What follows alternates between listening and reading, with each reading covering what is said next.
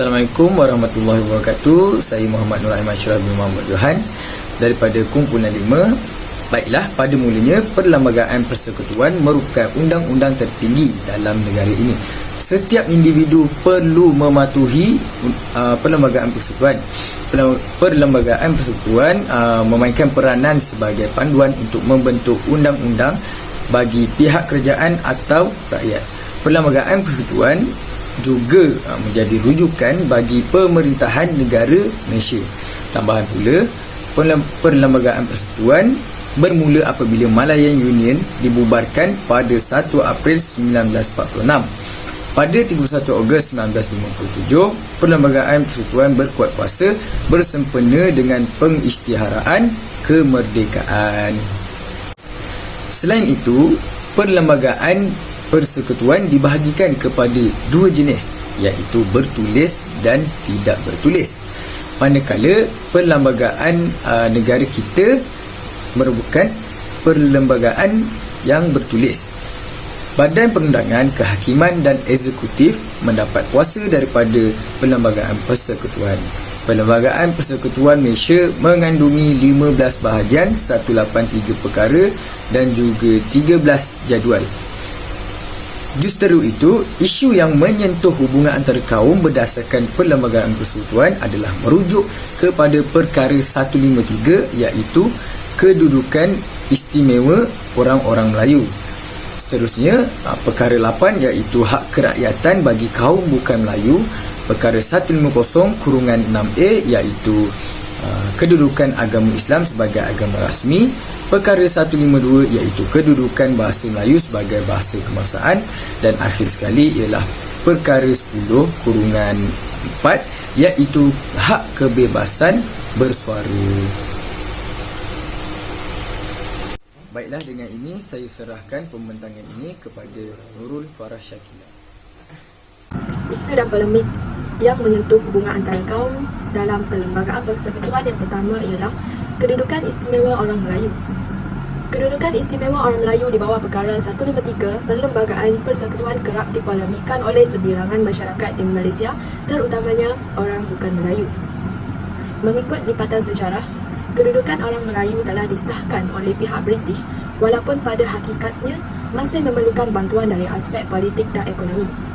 Perkara ini dapat dibuktikan melalui persetujuan oleh pihak British dalam jawatan kuasa hubungan antara kaum dan termaktub dalam Perlembagaan Persekutuan Tanah Melayu melalui perkara 153. Kedudukan istimewa orang Melayu dapat dilihat melalui perkara 89 dan 90 iaitu hak tanah.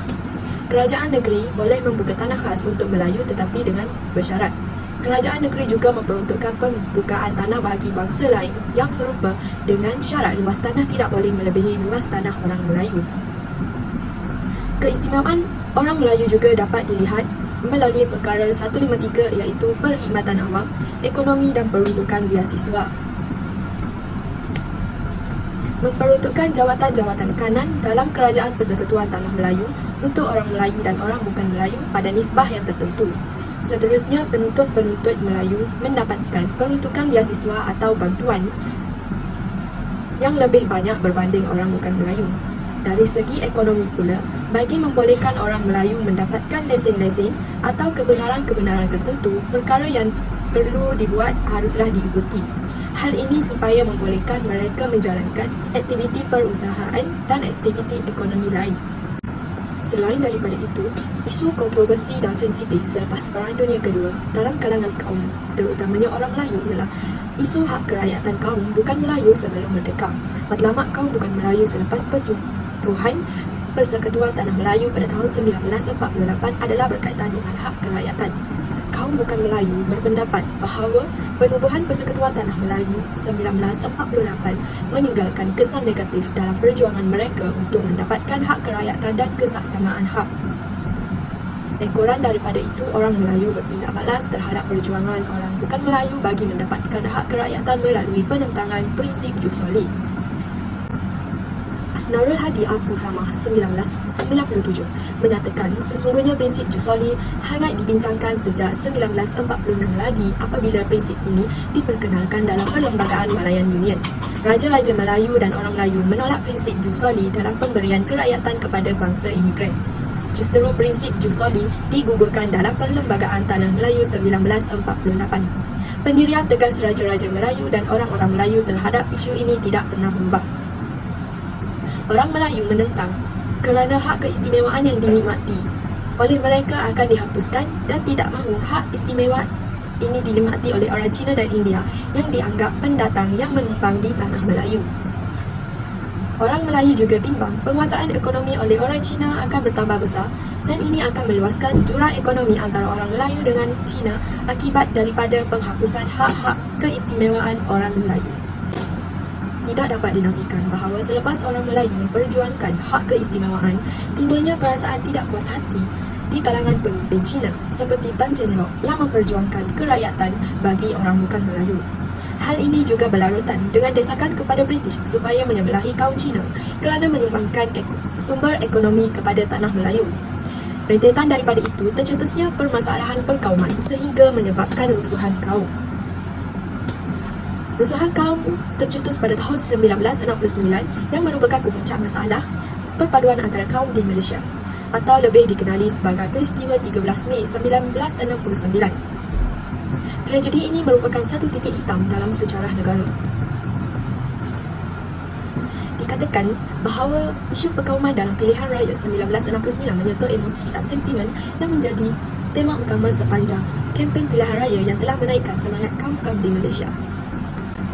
Dikatakan bahawa kaum Cina yang menang telah berharap dengan mengikat penyapu yang melambangkan penyingkiran orang-orang Melayu dari Kuala Lumpur. Pada pagi 13 Mei 1969, UMNO telah mengadakan perarakan balas yang mengakibatkan terjadinya peristiwa kerusuhan kaum ini. Orang Melayu berkumpul dengan berbekalkan pedang dan parang panjang yang menyebabkan berlaku kejadian pembunuhan orang Melayu di Setapak.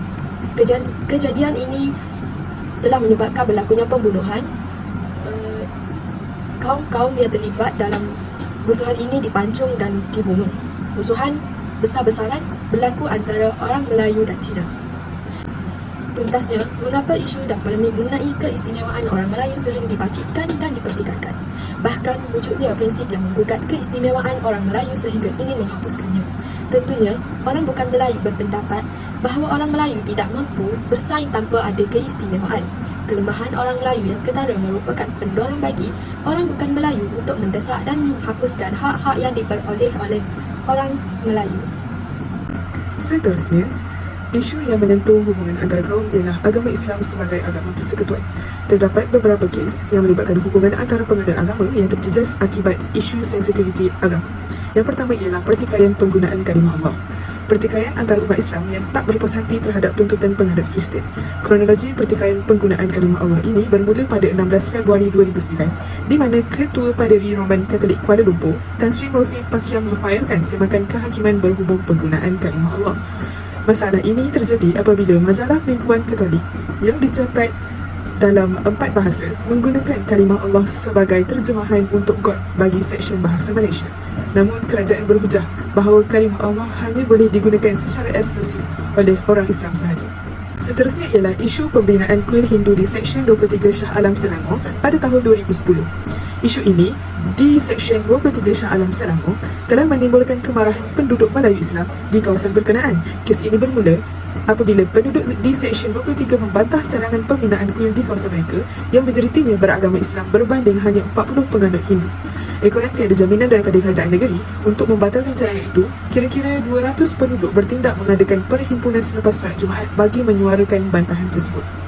Perkara ini telah dinyatakan oleh YB Puan Razia Ismail selaku pengerusi Jawatankuasa Tetap Kebajikan.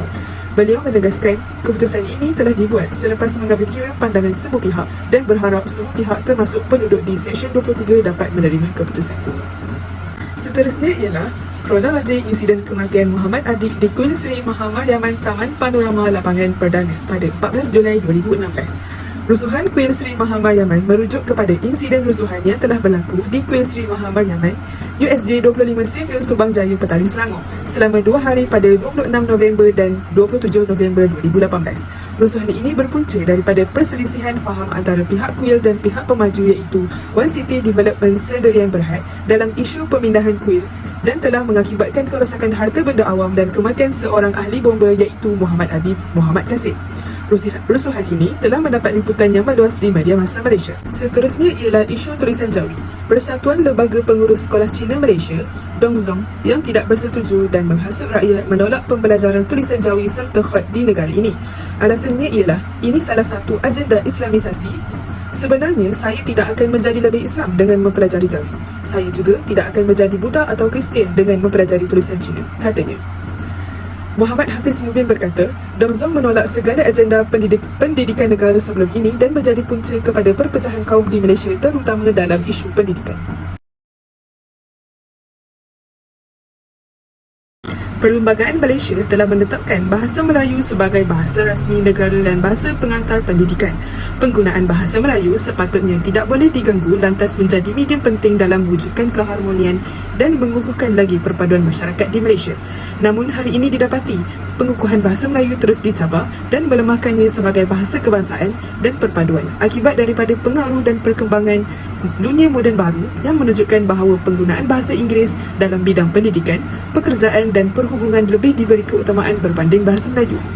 Penekanan ke atas kepentingan bidang sains dan teknologi serta bahasa Inggeris telah menyebabkan ada segelintir individu mula hilang keyakinan pada bahasa Melayu, termasuklah dalam kalangan pelajar di universiti swasta yang terdiri daripada majoriti etnik bukan Melayu dan lebih menggunakan bahasa Melayu sebagai bahasa belajar mereka. Pengukuhan bahasa Melayu dalam kalangan pelajar universiti swasta ini tidak boleh dipandang ringan dan perlu diperkukuhkan sebelum mengalami ancaman keputusan bahasa Melayu. Hal ini kerana bahasa Melayu berpotensi besar dalam pelbagai bidang dan generasi ini mampu mencorakkan kestabilan hubungan sosial dan kelangsungan pemartabatan bahasa Melayu dalam ketamadunan Malaysia. Bahasa Melayu merupakan aset terpenting negara dalam membina perpaduan kelompok berbeza etnik. Sekiranya semua kelompok rakyat dapat bersatu di bawah iltizam dan tekad yang sama, perpaduan di Malaysia akan dapat dilaksanakan dengan mewujudkan masyarakat yang berhebat. Di sinilah boleh dilihat kepentingan peran bahasa Melayu dalam negara yang mengamalkan prinsip kesatuan dalam kepelbagaian kerana bahasa Melayu mampu berperanan sebagai alat perpaduan. Kebebasan bersuara adalah hak masyarakat dalam menyuarakan pendapat dan idea tanpa batas atau penapisan. Istilah yang bersinonim, kebebasan menyatakan pendapat kadangkala digunakan sebagai maksud kepada bukan sahaja kebebasan bersuara secara percakapan verbal, tetapi juga tindakan mencari, menerima dan menyebarkan maklumat atau idea dengan tidak mengira medium yang digunakan. Hak kebebasan bersuara diiktiraf sebagai hak asasi manusia di dalam Perkara 19, Pengisytiharan Hak Asasi Manusia Sejagat dan diiktiraf dalam Undang-Undang Hak Asasi Manusia Antarabangsa dalam Perjanjian Antarabangsa mengenai hak-hak sivil dan politikal. Walau bagaimanapun, kedudukan bahasa Melayu sebagai bahasa rasmi dan bahasa kebangsaan kini semakin tercabar. Sejak kebelakangan ini, bilangan penutur bahasa Melayu semakin terus berkurangan. Banyak dalam kalangan mereka lebih suka dan rela menggunakan bahasa Inggeris walaupun mereka kurang fasih dalam bahasa tersebut. Menurut Muhammad Ashraf 2005, bahasa Inggeris sebagai bahasa dunia dan antarabangsa dan pengaruhnya tersebar luas ke seluruh dunia sehingga tidak ada negara yang tidak menggunakan bahasa Inggeris. Penutur bahasa Melayu khususnya semakin menjarakkan diri daripada bahasa ibunda mereka. Hal ini demikian kerana semua maklumat yang diperoleh daripada internet terdapat dalam bahasa Inggeris. Bahasa Melayu dipandang sepi dan bahasa Inggeris terus diagung-agungkan. Sikap mengagung-agungkan bahasa Inggeris oleh generasi muda pada hari ini semakin tidak bersempadan. Ada juga yang tanpa segan silu menganggap atau menerima bahasa Inggeris sebagai bahasa ibunda hanya kerana mereka dan ibu bapa mereka bertutur dalam bahasa Inggeris. Dalam etika Islam, kebebasan bersuara mula diisytiharkan dalam Khulafah Ar-Rashidin iaitu oleh Khalifah Umar pada abad ke-7. Pada zaman Khulafah Abbasid, kebebasan bersuara juga diisytiharkan oleh Al-Hashimi, iaitu sepupu Khalifah Al-Ma'mun, dalam satu surat perutusan kepada pesaing agamanya yang hendak diserunya memasuki Islam melalui penggunaan kewajaran. John Milton juga berhujah bahawa sekiranya fakta-fakta diketengahkan kebenaran akan menjuarai kepalsuan. Tetapi, ini tidak boleh didasarkan mana-mana satu individu tertentu. Mengikut kata John Milton, ia haruslah diputuskan oleh individu masing-masing untuk mencari kebenaran mereka sendiri. Tiada siapa pun yang cukup pengalaman untuk menapis bagi semua pihak. Baiklah, kesimpulannya seperti yang kita ketahui, dalam negara Malaysia mempunyai pelbagai kaum yang berbeza. Jadi, setiap pihak perlu menghormati antara satu sama lain dan bekerjasama dalam apa jua keadaan bagi meminimumkan isu sensitif yang timbul di dalam kalangan masyarakat Malaysia. Selain itu, setiap pihak juga perlu memberhentikan provokasi dalam isu agama ataupun etnik perkauman. Hal ini kerana berlakunya perkara yang negatif, itu dapat tercetusnya konflik dan ikatan perpaduan akan semakin longgar. Itu sahaja daripada kumpulan kami. Sekian, terima kasih.